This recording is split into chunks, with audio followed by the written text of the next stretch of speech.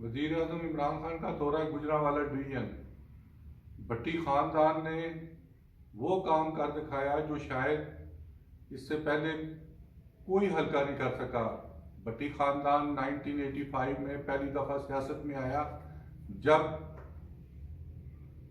शौकत भट्टी के वालिद मेहदी भट्टी ने नवाज शरीफ को बतौर वजीर आला थप्पड़ दे मारा। जब थप्पड़ दे मारा तो कमिश्नर गुजरांवाला डिवीजन को कहा गया कि इसको घर से उठा लाया जाए। मारा पीटा गया मेहदी भट्टी को और गुजरांवाला की जेल में पाबंदे सलासल कर दिया गया। शौकत भट्टी उस वक्त शायद 12 साल या 13 साल की उम्र थी।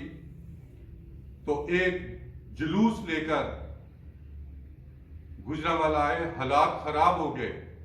AZ के शेर दिल से हालात संभाले नहीं जा रहे थे। उस वक्त ये 86 का वाकया है। उस वक्त मार्शल लॉ लगा हुआ था, जियाउल हक प्रेसिडेंट थे और मार्शल एडमिनिस्ट्रेटर गुजरांवाला के जनरल सज्जाद थे, मेजर जनरल सज्जाद आर्मर्ड कोरियन। GHQ से हदायत मिली किसी तरह इस मसले को हल किया जाए।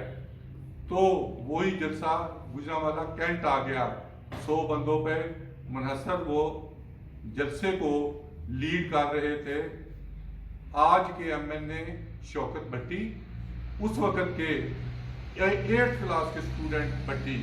बड़ी मुश्किल से ब्रिगेडियर डोगर जो एक ब्रिगेड कमांड कर रहे थे और जनरल सज्जाद ने मसले को हल किया। और आज ये जलसा जब मैंने उसको टीवी पर देखा तो वो 85-86 के मनाजर याद आ गए। भट्टी खानदान कभी इलेक्शन नहीं हारा। जब भी वो हारे हैं नवाज शरीफ की वजह से एक आध सीट हारते हैं। एक दफा तो ऐसा भी हुआ कि ब्रिगेडियर तारन की बेटी सायरा तारन जो पिछले इलेक्शन में वजीर थी PMLN से, इनके पूरे खानदान को भट्टियों ने अगवा कर लिया।